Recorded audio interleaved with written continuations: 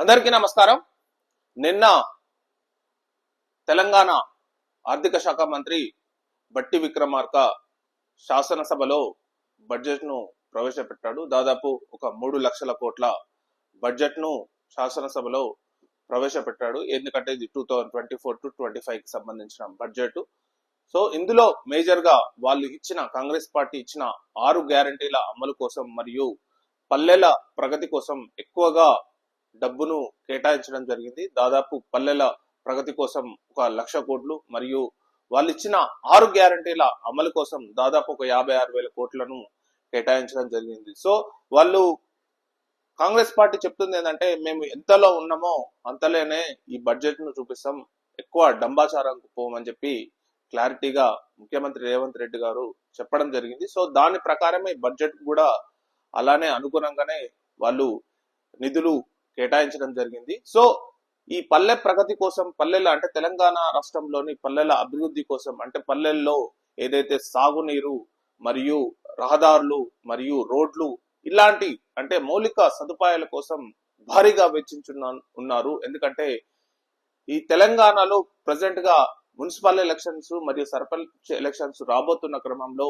ఈ బడ్జెట్ కేటాయింపు అనేది ఎవరైతే సర్పంచ్ గా గెలుస్తారో వాళ్ళకు చాలా ఒక మంచి అవకాశంగా వాళ్ళు వినియోగించుకోవచ్చు అన్న ఉద్దేశంతో ఆ కేటాయింపులు జరిగాయని మనము అభిప్రాయపడుతున్నాం. సో దాని ప్రకారంకే కాకుండా సాగునీటి ప్రాజెక్టుల కోసం భారీగా కేటాయింపులు జరగడం జరిగిందనమాట. దాదాపు ఒక 23,373 కోట్లు సాగునీటి ప్రాజెక్టుల కోసం కేటాయించడం జరిగింది. సో ఇది ఎప్పటి నుంచో రేవంత్ రెడ్డి చెప్తున్నది ఏంటంటే ఒక్క ప్రాజెక్టు కోసం, అంటే టిఆర్ఎస్ గవర్నమెంట్ లో ఓన్లీ ఒక 2-3 ప్రాజెక్టులు మాత్రమే పెద్దగా ప్రాజెక్టులు, అంటే కాళేశ్వరం ప్రాజెక్టు 1,00,000 కోట్ల ప్రాజెక్టు అని చెప్పి కొన్ని ప్రాజెక్టులు మాత్రమే వాళ్ళు డబ్బులు కేటాయించడం జరిగింది. కానీ కాంగ్రెస్ పార్టీ మాత్రం దాదాపు తెలంగాణ రాష్ట్రంలో ఉన్న అన్ని ప్రాజెక్టులు ఏదైతే చిన్న మరమ్మతుల కోసం ప్రాజెక్టులు ఆగిపోయాయో ఆ ప్రాజెక్టులను పునర్నిర్మించడానికి వాటిని సరైన రీతిలో పెట్టడానికి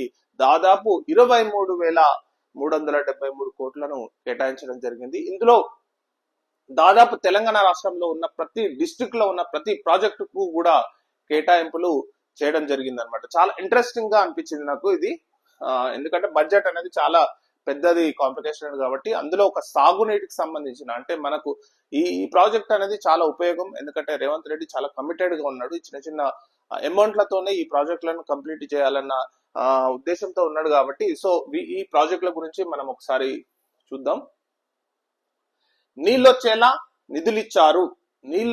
నిధులిచ్చారు. సో ఇందులో మహబూబ్ నగర్ కు 3,500 కోట్లు, నల్గొండకు 1,648 కోట్లు. సో నల్గొండకు పర్టికులర్ గా 1,648 కోట్లు కేటాయించడం అనేది చాలా నిజంగా అభినందనీయమని చెప్పాలి. ఎందుకంటే నల్గొండ డిస్ట్రిక్ట్ లో ఎప్పటి నుంచో వాటర్ సోర్స్ అనేది సరిగా లేకపోవడం వల్ల అక్కడ పంటలు ఎండిపోయి చాలా రైతులని చాలా ఇబ్బందులు, ఎన్నో ఆత్మహత్యలు కూడా జరిగిన డిస్ట్రిక్ట్ కాబట్టి కాంగ్రెస్ పార్టీ నల్గొండకు ముఖ్యంగా మరియు మహబూబ్ నగర్, ఎందుకంటే ఇవన్నీ కరువు డిస్ట్రిక్ట్లు అంటారు. మహబూబ్ నగర్ ఒకటి, నల్గొండ ఒకటి. ప్లస్ ఈ కరువు డిస్ట్రిక్ట్లలో ప్రాజెక్టులను మరమ్మతులు చేసి వాటర్ నింపితే అక్కడున్న రైతాంగం అనేది సస్యశ్యామలం అవుతుందని చెప్పి ఈ మహబూబ్ నగర్ కు దాదాపు 3,500 కోట్లు మరియు నల్గొండకు 1,648 కోట్లు కేటాయించడం అనేది చాలా గొప్ప విషయం అని చెప్పాలి. సో మనం ఇక్కడ చూస్తున్నట్టయితే మొత్తం 23,373 కోట్లు కేటాయిస్తే గత ఏడాది కన్నా 1,000 కోట్లు అధికమంట.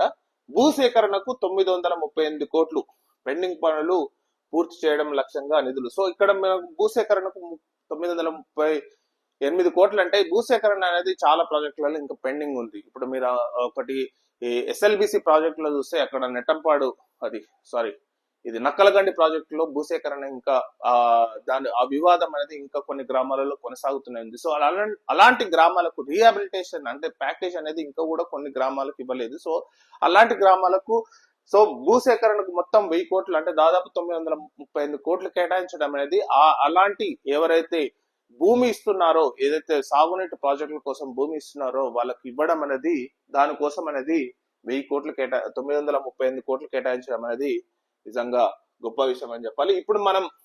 ఇప్పుడు చూసినట్లయితే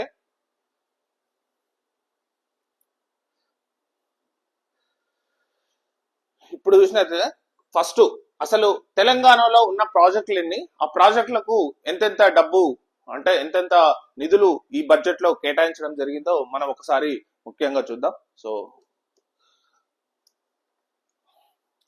ఫస్ట్ మనము కాళేశ్వరం ప్రాజెక్ట్ చూద్దాం. కాళేశ్వరం ప్రాజెక్ట్ అంటే చాలా పెద్ద ప్రాజెక్టు. ఇది ఆ ఎట్లాంటి పెద్ద ప్రాజెక్ట్ అంటే ఇప్పుడు దాదాపు ఒక కాళేశ్వరం అనేది ఒక పెద్ద అన్నారం, మేడిగడ్డ, అన్నారం, సుందిల్ల, మల్లన్న సాగర్, కొండంపోచమ్మ సాగర్. సో ఇది ఒక పెద్ద ఇదొక ఆ మూకుమ్మడితో కూడిన వివిధ రిజర్వాయర్లతో కూడిన ప్రాజెక్టు కాబట్టి దీన్ని మరమ్మతుల కోసం, దీని మెయింటెనెన్స్ కోసం మొత్తం 2685 కోట్లు కేటాయించడం జరిగింది అన్నమాట. ఇది కాళేశ్వరం ప్రాజెక్టు కోసం.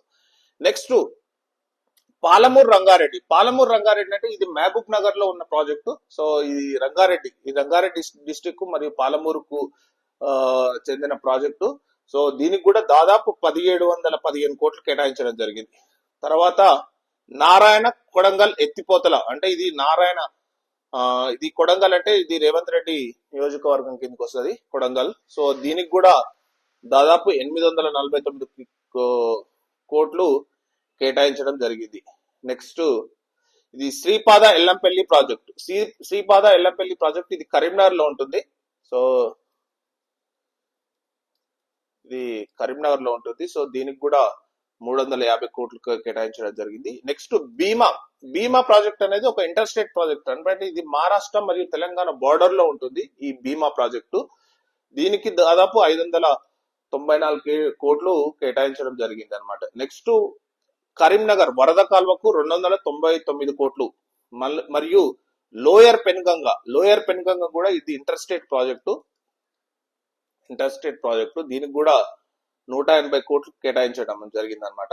నెక్స్ట్ మంచిర్యాల రక్షణ గోడల పనులకు 100 కోట్స్. తర్వాత డ్యామ్ రీహాబిలిటేషన్ పనులు ప్రపంచ బ్యాంకు ద్వారా 75 కోట్లు. నెక్స్ట్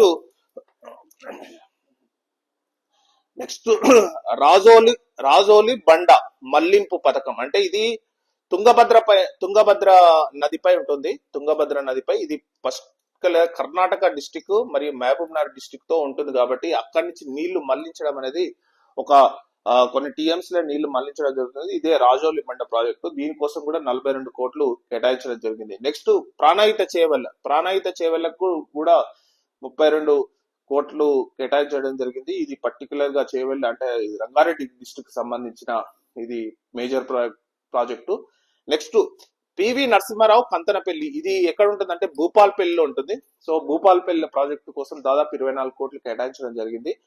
ఇది భూపాల్పల్లి అంటే వరంగల్ డిస్టిక్ లో పాత వరంగల్ డిస్టిక్ లోని అక్కడున్న గ్రామాలకు సాగునీరు మరియు తాగునీరుకు చెందిన ప్రాజెక్ట్ అనమాట. నెక్స్ట్ జూరాల ప్రాజెక్టు కూడా 17 కోట్లు కేటాయించడం జరిగింది. జూరాల ప్రాజెక్ట్ అంటే కృష్ణా నది తెలంగాణలోకి ఎంటర్ అయిన ఫస్ట్ ప్రాజెక్ట్ ఏదంటే ఇది జూరాల ప్రాజెక్టు. దీనికి కూడా కేటాయించడం జరిగింది. నెక్స్ట్ కల్వకుర్తి ఇది మహబూబ్ నగర్ లో ఉంటుంది. సో దీనికి 800 కోట్లు కేటాయించడం జరిగింది. నెక్స్ట్ శ్రీశైలం ఎడమగట్టు కాలువ ఇదే ఎస్ఎల్బిసి ప్రాజెక్టు. శ్రీశైలం ఈ ఎస్ఎల్బిసి ప్రాజెక్టుకు దాదాపు 900 కోట్లు కేటాయించడం జరిగింది అనమాట. ఇది యాక్చువల్లీ ఏంటంటే మొన్న స్టార్ట్ చేయడం కూడా జరిగింది. కాకుండా కొన్ని అనివార్య కారణాల వల్ల అక్కడ మిషనరీ వల్ల కొందరు చనిపోవడం జరిగింది. సో ఈ ప్రాజెక్ట్ అనేది అయినా ముందుకు సాగుతూనే ఉంది. సో ముందుకు సాగేటందుకు దాదాపు 900 కోట్లు కేటాయించడం జరిగింది. ఇది సీతారామ ప్రాజెక్ట్. ఇది ఖమ్మంలో ఉంటుంది. ఖమ్మం డిస్టిక్ లోని ప్రాజెక్టు. దీనికి కూడా దాదాపు 739 కోట్లు కేటాయించడం జరిగింది. సో డిండి ప్రాజెక్ట్ అంటే దేవరకొండ పరిధిలో ఉంటుంది, దేవరకొండలో ఏరియాలో ఉంటుంది. సో దీనికి కూడా దాదాపు 400 కోట్లు కేటాయించడం జరిగింది. సో ఈ డిండి ప్రాజెక్ట్ అనేది మేజర్ గా మునుగోడు నియోజకవర్గం మరియు దేవరకొండ నియోజకవర్గానికి చాలా ఉపయోగపడుతుంది ఇది. నెక్స్ట్ నాగార్జున ఎత్తిపోతల పథకం తెలిసిందే. ఇది పర్టికులర్ గా ఫ్లోరైడ్ గ్రామాలకు వాటర్ అందిస్తున్న పెద్ద గొప్ప పథకం అని చెప్పాలి. ఇది ఈ నాగార్జున సాగర్ ఎత్తిపోతల పథకం. మరియు నెట్టంపాడు వచ్చేసి 144 కోట్లు కేటాయించడం జరిగింది. నెట్టంపాడు వచ్చేసి మేజర్ గా అలంపూర్ మరియు గద్వాల్ డిస్టిక్ లో అంటే మహబూబ్ నగర్ లోనే అలంపూర్ మరియు గద్వాల్ డిస్టిక్ లకు సంబంధించి వాటర్ రిసోర్స్ ప్రాజెక్టు. సో దానికి కూడా 144 కోట్లు కేటాయించడం జరిగింది. మరియు ఎస్ఆర్ఎస్పి అంటే Sriram Sagar project, Sriram Sagar project 100 crores కేటాయించడం జరిగింది. శ్రీరామ్ సాగర్ ఎస్ఆర్ఎస్పికి 100 crores. సో ఈ ఎస్ఆర్ఎస్పి ప్రాజెక్ట్ అనేది మేజర్ గా ఉత్తర తెలంగాణకు అంటే కరీంనగర్, వరంగల్, నిజామాబాద్, ఆదిలాబాద్ ఈ డిస్ట్రిక్ట్లకు బాగా ఉపయోగపడుతుంది. నెక్స్ట్ కోయిల్ సాగర్ ప్రాజెక్ట్ వచ్చేసి మహబూబ్ నగర్ లో దేవరకద్ర అనే ఏరియాలో ఉంటుంది. మహబూబ్ నగర్ లోని దేవరకద్ర ఏరియాలో ఉంటుంది. సో దానికి కూడా దాదాపు 81 కోట్లు కేటాయించడం జరిగింది.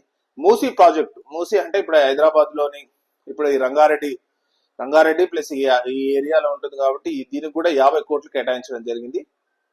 నెక్స్ట్ సింగూర్ ప్రాజెక్ట్ ఇది పర్టికులర్ గా ఇది సంగారెడ్డి డిస్ట్రిక్ట్ లో ఉంటుంది. ఇది సంగారెడ్డి ఏరియా అంటే మెదక్ ప్రాంతానికి సంబంధించిన ప్రాజెక్టు ఇది. అక్కడ ఆ డిస్ట్రిక్ట్ వాటర్ ఇచ్చే ప్రాజెక్టు. సో దీనికి కూడా 45 కోట్లు కేటాయించడం జరిగింది. ఇది లెండి ప్రాజెక్ట్ అంటే ఇది పర్టికులర్ గా ఇది ఇంటర్ స్టేట్ ప్రాజెక్ట్ వచ్చేసి దాదాపు ఇది తెలంగాణ మరియు మహారాష్ట్రకు జాయింట్ గా ఆపరేట్ చేస్తుంది. సో దానికి కూడా వీళ్ళు 42 కోట్లు కేటాయించడం జరిగింది. మరియు ఎస్ఆర్ఎస్పి అంటే శ్రీరామ్ సాగర్ సెకండ్ ప్రాజెక్ట్ కూడా దానికి కూడా 35 కోట్లు కేటాయించడం జరిగింది. నెక్స్ట్ కడెం ప్రాజెక్ట్ వచ్చేసి ఇది నిర్మల్ లో ఉంటుంది. నిర్మల్ అంటే నిజామాబాద్ డిస్టిక్ లలో నిర్మల్ ఉంటుంది. సో దానికి కూడా వీళ్ళకి ఎంత కేటాయించారు అంటే 33 కోట్లు కేటాయించారు. నెక్స్ట్ నిజాం సాగర్ వచ్చేసి ఇది మనకు సంగారెడ్డి డిస్ట్రిక్ట్ లో ఉంటుంది. నిజాం సాగర్ ఇది పర్టికులర్ గా హైదరాబాద్ అంటే హైదరాబాద్ మరియు సికింద్రాబాద్ మంజీరా వాటర్ కోసం చేస్తున్న ప్రాజెక్టు కాబట్టి దానికి కూడా 32 కోట్లు కేటాయించడం జరిగింది. మరియు గోదావరి బోర్డు మరియు కృష్ణా బోర్డు అంటే గోదావరి నది పరివాహక ప్రాంతంలో అన్నిటి కలిపి ఒక గోదావరి బోర్డు అంటారు. సో ఆ గోదావరి బోర్డుకు 12 కోట్లు. మరి కృష్ణా బోర్డు అంటే ఇప్పుడు కృష్ణా పరివాహక ప్రాంతాలైన ఈ డిస్ట్రిక్ట్లకు సంబంధించిన బోర్డు ఉంటది కాబట్టి దానికి కూడా వీళ్ళు 16 కోట్లు కేటాయించడం జరిగింది అనమాట. దాదాపు మీరు చూస్తే కాళేశ్వరం, పాలమూరు రంగారెడ్డి, నారాయణ కొడంగల్ ఎత్తిపోతల పథకం, భీమా, శ్రీపాద వరద కాల్వ, లోయర్ పెన్గంగ, మంచిర్యాల మరియు రాజోలి బండ, ప్రాణహిత చేవెళ్ల, పివి నరసింహారావు కంతనపల్లి, జూరాల, కల్వకుర్తి, శ్రీశైల ఎడమ గట్టు కాలువ, సీతారామ, డిండి, చొక్కారావు దేవాదుల ప్రాజెక్టు, నాగార్జున ఎత్తిపోతల పథకం, నెట్టెంపాడు, ఎస్ఆర్ఎస్పి 1, కోయిల్ సాగర్, మూసీ, సింగూరు, లెండి, SRSP 2, Kadem, Nizam Sagar, Godavari board, Krishna board. So ఈ ప్రాజెక్టులన్నీ దాదాపు పూర్తి చేయడానికి ఏదైనా ఉంటే మరమ్మతులు చేయడానికి రేవంత్ రెడ్డి గవర్నమెంట్ దాదాపు 23,373 కోట్లను కేటాయించడం జరిగిందనమాట. సో ఇది చాలా ఒక గొప్ప విషయం. ఎందుకంటే ప్రాజెక్టులు అనేది ఈ ప్రాజెక్టులు సరైన క్రమంలో ఉపయోగించుకుంటే రైతాంగం అనేది ఈ తెలంగాణ రాష్ట్రంలో సస్యశ్యామలం అవుతుందని చాలా మంది అభిప్రాయపడుతున్నారు. కాబట్టి ఆ ప్రయారిటీగా వీటికి కేటాయించడం అనేది నిజంగా చాలా అభినందనీయం అని చెప్పాలి. సో ఇది తెలంగాణ ప్రాజెక్టులకు సంబంధించిన కేటాయింపులు అన్నమాట. So thank you very much.